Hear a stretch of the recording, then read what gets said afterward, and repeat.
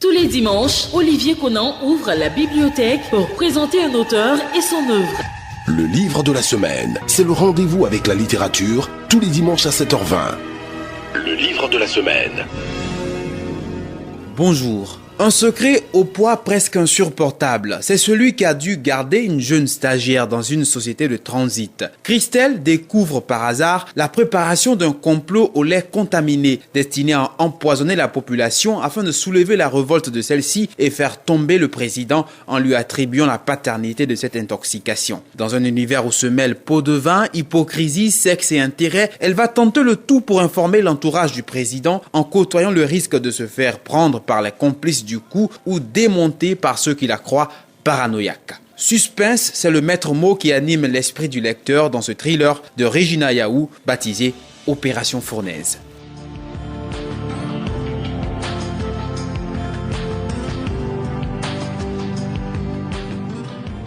Opération Fournaise est votre premier thriller? Non, c'est mon second thriller. Le premier thriller s'appelle Dans l'antre du loup. Vous avez vraiment voulu créer un sentiment de peur chez les lecteurs? Pas un sentiment de peur, mais ce qui caractérise le thriller, c'est le suspense. Et ce poids est porté par une jeune fille, Christelle. Pourquoi? C'est parce que je voulais mettre en exergue le fait que ça peut arriver à tout le monde, à n'importe qui, de découvrir un complot sur la République. Et vous racontez des scènes très intimes dans les couloirs du palais présidentiel de chez Edgar Mévecan. Il me semble que vous êtes très introduite pour tous les détails que vous donnez.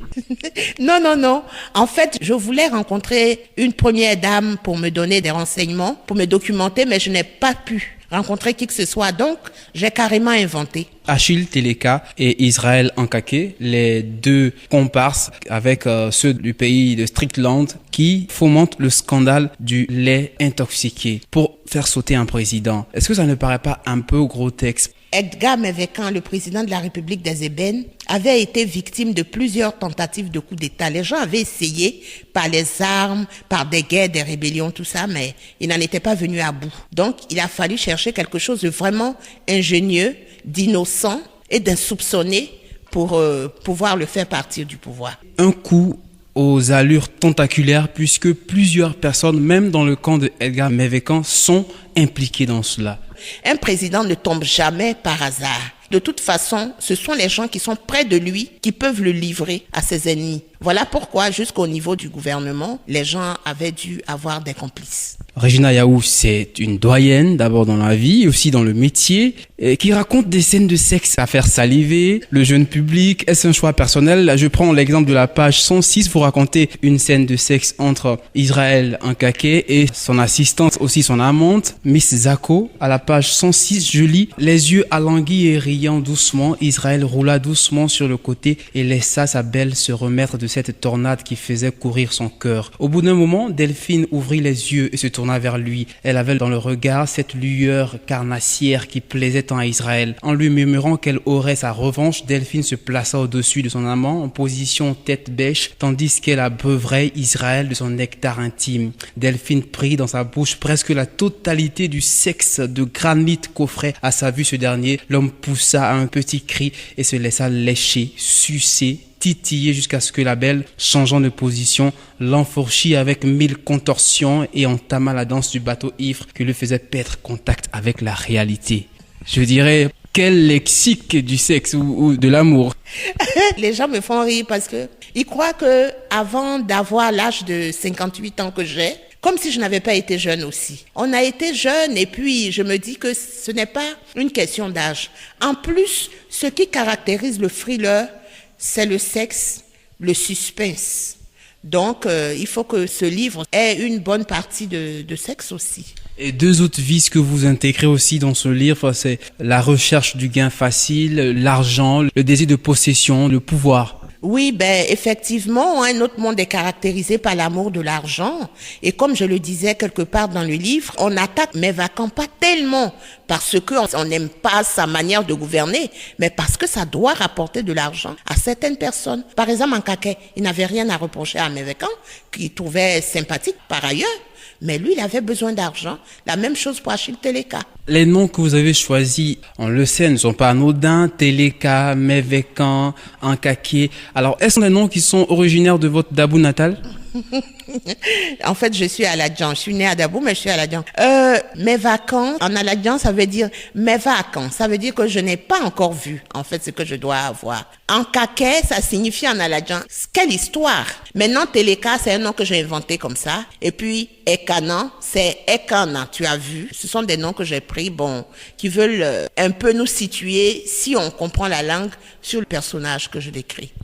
On arrive au bout du suspense avec le dernier jour où le peuple est révolté après avoir consommé ce lait intoxiqué. Vous avez dit au chlorophylle de satanium. Oui. Ça, c'est un mot que j'ai inventé, ça n'existe pas. D'accord. Et Edgar Mevekan sort au balcon de son appartement pour essayer d'apaiser un peu la foule en colère et enlever. Je suis resté un peu sur ma faim parce que les différents tableaux de l'enlèvement se sont faits tellement vite que j'aurais voulu avoir encore plus de détails que lorsque vous racontiez comment le coup se préparait avec des réunions secrètes la nuit. Oui, mais c'est à dessein que tout se passe rapidement au moment où il va expliquer à la foule en colère qu'il n'est pas coupable de ce qu'on lui reproche. Il y a la lumière qui se coupe et normalement, les gens attendent le groupe électrogène qui se déclenche, mais rien ne se déclenche et ils profitent. Ça veut dire que ce sont des scènes qui doivent se faire vraiment de manière très, très précipitée afin de pouvoir maintenir le suspense.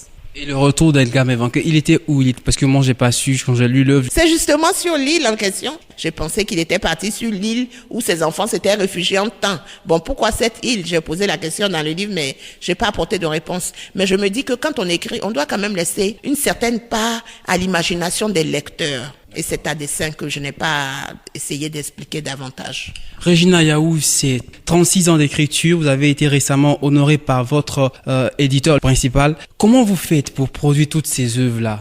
Comme je le dis souvent pendant mes interviews, je dis c'est la grâce de Dieu. Je ne fais aucun effort particulier pour avoir ces idées. Tout ce que je peux dire que je ressens comme fatigue, c'est le fait de rester sur l'ordinateur, passer souvent la nuit à travailler à partir de minuit jusqu'à quelquefois 5h ou 6h du matin, ou bien de 2h à 7h du matin. Ça vient tout seul, les idées viennent tout seul. Je pense que c'est la grâce de Dieu. Ma toute première œuvre, La Citadine, qui m'a fait connaître quand j'étais encore au lycée technique. Et puis après, mon premier roman, Les Oumari ou Les Écueils de la vie, qui a été suivi aussi par La Révolte d'Afiba, qui est un roman qui m'a fait connaître à l'international. Je suis allée au Canada, représenter mon pays à la foire du livre féministe. Ça a commencé comme ça, beaucoup de livres. Et aujourd'hui, je viens de publier ma 23e publication. Mais dans quelques jours, il y a le 24e roman qui va sortir, le tome 3 des Germes de la mort, et on a réédité les 2 premiers tomes, et ce sera la trilogie. Quel est le retour que vous avez eu déjà pour cette œuvre, la Opération Fournaise, de la part de vos lecteurs? Mes lecteurs ont beaucoup aimé Opération Fournaise, et il y en a qui me disent que oui, le livre est un peu cher. Je leur dis non, 4 000 francs, c'est pas plus cher que, je sais pas moi, des mèches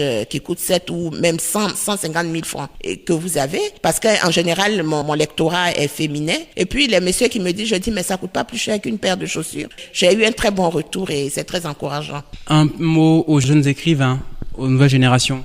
Oui, je dis aux jeunes écrivains de beaucoup lire pour pouvoir maîtriser l'art d'écrire. Parce que ce n'est pas tout d'écrire un livre. Ce n'est pas tout de voir son nom sur certains livres en librairie. Et puis quand les gens lisent, ils sont découragés. C'est vrai qu'il y a des lecteurs dans les maisons d'édition, des lecteurs et des correcteurs.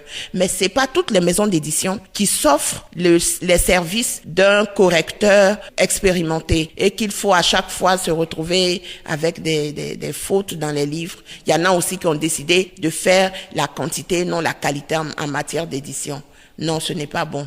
Donc vraiment, il faut qu'ils prennent tout leur temps. Il vaut mieux produire des œuvres de qualité. Regina Yaou, je vous remercie. Il n'y a vraiment pas de quoi. Merci et à bientôt. Désormais, vous pouvez réécouter toutes nos émissions sur Facebook en tapant le livre de la semaine officiel. Aimez notre page et revisitez tous nos podcasts. Regina Yaou est certainement l'une des plumes les plus fécondes de Côte d'Ivoire. Depuis La Citadine, une nouvelle écrite en 1977, elle est restée constante dans la sphère de la production littéraire ivoirienne. Son deuxième thriller, Opération Fournaise, est édité par Neisida. Bonne lecture, à dimanche prochain. Le livre de la semaine.